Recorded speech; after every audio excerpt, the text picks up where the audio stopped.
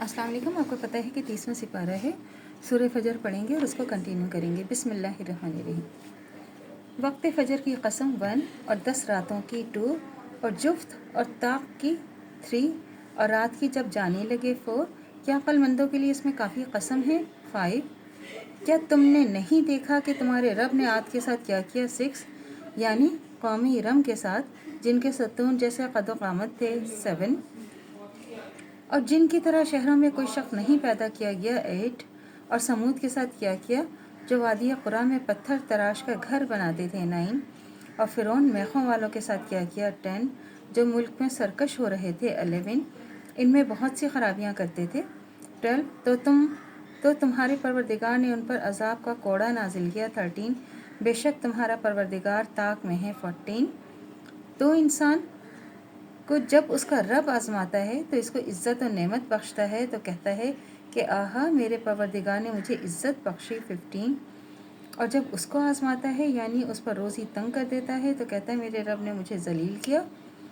16 और यूं ही नहीं बल्कि तुम लोग यतीम की खातिर नहीं करते 17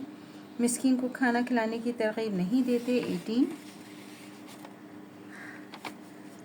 और मिरास का सारा माल समेट कर खा जाते हो और माल से बहुत ज़्यादा मोहब्बत करते हो 20 और जब ज़मीन को कूट कूट कर रेज़ा कर दिया जाएगा 21 तो तुम्हारे रब का हुक्म आएगा फरिश्ते कतार दर कतार आएंगे 22 और दोज़ख उस रोज़ हाजिर की जाएगी और इंसान उस रोज़ सोचेगा और अब उसे सोचने का वक्त कहाँ 23 कहेगा कि काश इस ज़िंदगी के लिए कुछ आगे भेजा होता 24 तो उस रोज़ ना कोई अल्लाह के अजाब की तरह अजाब देगा 25 और ना कोई वैसा जकड़ा जाएगा 26 ए इत्मीनान पाने वाली रूह 27 तो अपने रब की तरफ लौट चल उससे राज़ी और तू उससे राज़ी और वो तुझसे खुश 28 तो तू मेरे बंदों में शामिल हो जा 29 और मेरी बहिश्त में दाखिल हो जा 30 आप देखें ये जो हम सूरह फजर भी है या हम जो भी पढ़ें आप उसमें देखिए पूरा बार बार आखिरत का ज़िक्र है क़यामत का ज़िक्र है अल्लाह के पास जाने का ज़िक्र है अल्लाह के पास लौटने का ज़िक्र है अल्लाह ताला को याद करने का ज़िक्र है अल्लाह की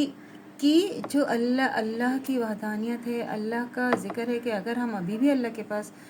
पलट के जाना है नहीं सोचा हमने तो हमारे लिए अल्लाह ने अज़ाब तैयार कर रखा है। अल्लाह ताला इतना हमें बार बार याद दिला रहे इतना बार बार हमें बता रहे लेकिन ना हम पढ़ना चाहते ना हम समझे। देखिए इन आयत में क्या है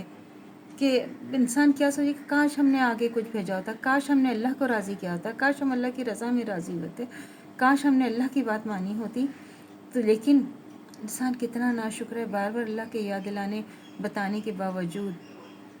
फिर भी हम अल्लाह की तरफ नहीं पलटते, हम अल्लाह की तरफ नहीं जाते।